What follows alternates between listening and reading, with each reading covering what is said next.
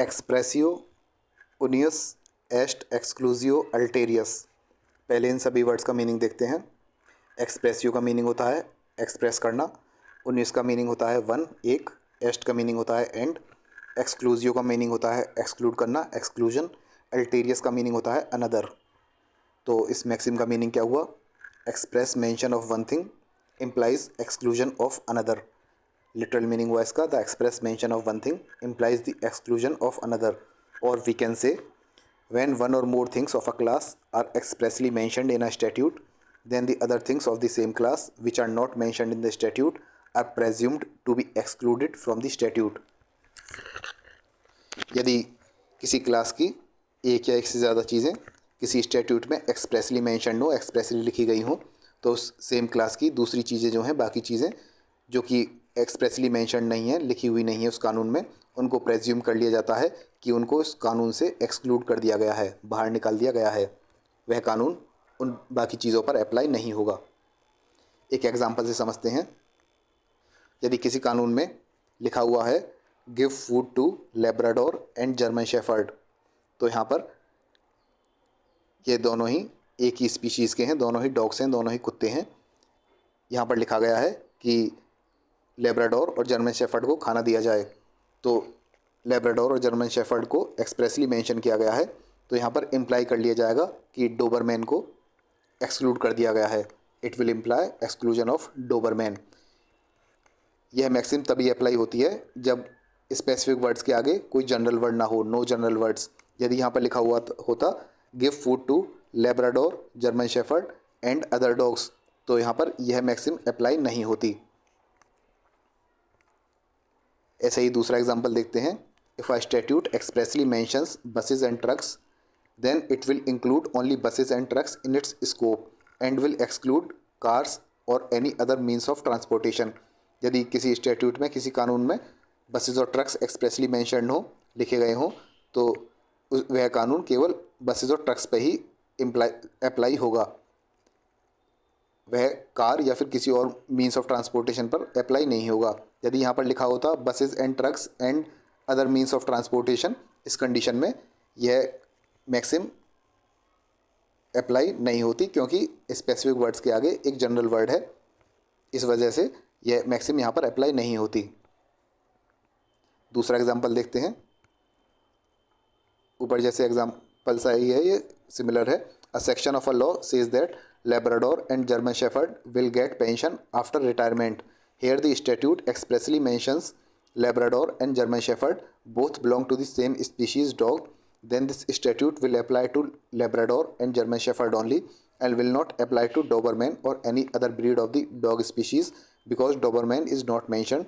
Doberman will be excluded। यदि किसी कानून का कोई सेक्शन कहता है कि लेब्राडोर और जर्मन शेफर्ड को रिटायरमेंट के बाद पेंशन मिलेगी, तो यहाँ पर लेब्राडोर और जर्मन शेफर्ड स्पेसिफिकली मेंशन किए गए हैं और दोनों ही एक ही स्पीशीज़ के हैं, दोनों ही डॉग हैं, दोनों ही कुत्ते हैं, तो यह कानून केवल लेब्राडोर और जर्मन शेफर्ड पर ही अप्लाई होगा, लागू होगा, और यह डोबरमैन या फिर कुत्तों की कोई और ब्रीड पे अप्लाई नहीं होगा, क्योंकि डोबरमैन यहाँ पर मेंशन नहीं है, डोबरमैन को एक्सक्लूड कर दिया जाएगा। इस मैक्सिम का इफेक्ट क्या होता है? The effect of the maxim is that if a list of words appearing in an act or legislation are specific in nature and they are not followed by general words, then that act or legislation will only apply to the words appearing in the list. यदि किसी कानून में कोई words की list हो जो कि specific हो नेचर में, और उन वर्ड्स की लिस्ट के बाद कोई जनरल वर्ड ना हो, तो वह कानून केवल उन्हीं वर्ड्स पर अप्लाई होगा जो कि लिस्ट में हैं, किसी और पर अप्लाई नहीं होगा। In other words there are two conditions which need to be fulfilled in order to apply this maxim for interpretation of statutes. इस मैक्सिम को किसी भी स्टैट्यूट के इंटरप्रेट करने में जब अप्लाई करेंगे तो दो कंडीशंस फुलफिल होनी चाहिए। पहली कंडीशन क्या थी? The list of words appearing in a statute should be specific in nature. जो लिस्ट है वर्ड्स की, वह एक तो स्पेसिफिक होनी चाहिए, जैसे वर्ड्स जो हैं लेब्राडोर और जर्मन शेफर्ड, यह स्पेसिफिक वर्ड्स हैं। दूसरी कंडीशन क्या है? Those specific words should not be followed by general words. उन स्पेसिफिक वर्ड्स के आगे कोई जनरल वर्ड नहीं होना चाहिए। For example, in the above example, If it was said that Labrador, German Shepherd and other dogs will get pension, then in that case this maxim will not apply, because here specific words Labrador and German Shepherd are followed by general words other dogs. यदि ऊपर वाले example में लिखा होता Labrador, German shepherd और दूसरे dogs को pension मिलेगी, उस केस में यह मैक्सिम अप्लाई नहीं होगी, क्योंकि स्पेसिफिक वर्ड्स जो हैं लेब्राडोर और जर्मन शेफर्ड, इनके आगे जनरल वर्ड आ रहा है अदर डॉग्स, स्पेसिफिक वर्ड्स के आगे जनरल वर्ड आ रहा है, इसलिए यह इस कंडीशन में यह मैक्सिम अप्लाई नहीं होगी। केवल तभी अप्लाई होती है जब स्पेसिफिक वर्ड्स के आगे जनरल वर्ड्स नहीं होते। केस लॉ लिखने हो तो पहला केस लॉ है R versus secretary of state for the home department. It was in this case it was held to exclude the father of an illegitimate child from rights under immigration law because the definition section specifically mentioned the mother alone. So as the mother is expressly mentioned, it implies the exclusion of father. इस केस में क्या हुआ था, immigration law के अंतर्गत जो rights मिलने थे उसमें उसकी डेफिनेशन सेक्शन में मदर को स्पेसिफिकली मेंशन किया गया था, केवल मदर को ही स्पेसिफिकली मेंशन किया गया था, फादर का नाम नहीं था। तो इस कंडीशन में जब मदर को स्पेसिफिकली मेंशन किया गया है तो ऑटोमेटिकली इम्प्लाई कर लिया जाएगा कि फादर को एक्सक्लूड किया गया है, फादर को यह राइट्स नहीं मिलेंगे। दूसरा केस लॉ है टेम्पेस्ट वर्सेस किल्नर। इस केस में the court had to decide whether the statute applied to the sale of stocks and shares.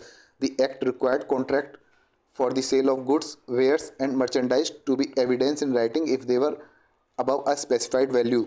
The court decided that stocks and shares were not covered by the act as the specific words goods, wares and merchandise were not followed by general words.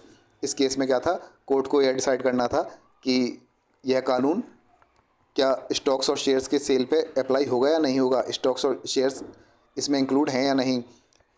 Act में कानून में लिखा हुआ था यदि goods, wears और merchandise जो हैं ये स्पेसिफिकली मेंशन किए गए थे, गुड्स, वेयर्स और मर्चेंडाइज यदि किसी स्पेसिफाइड वैल्यू से ज़्यादा हैं तो उनकी सेल के कॉन्ट्रैक्ट को राइटिंग में होना चाहिए, लिखित में होना चाहिए। तो कोर्ट ने कहा जब गुड्स, वेयर्स और मर्चेंडाइज स्पेसिफिकली मेंशनड है और उसके आगे कोई जनरल वर्ड नहीं है तो उस कंडीशन में स्टॉक्स और शेयर्स पे यह कानून अप्लाई नहीं होगा, यह इसमें इंक्लूड नहीं किए जाएंगे, यह एक्सक्लूड किए जाएंगे as the specific words goods, wares and merchandise were not followed by any general word. तो स्टॉक्स और शेयर जो हैं इनको एम्प्लाई कर लिया जाएगा कि यह एक्सक्लूड कर दिए गए हैं। तो यह तो था आपकी मैक्सिम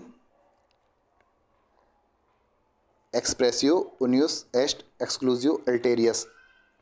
इंटरप्रिटेशन ऑफ स्टैट्यूट्स का फुल कोर्स आपको मिलेगा वेबसाइट www.dcllb.com पर।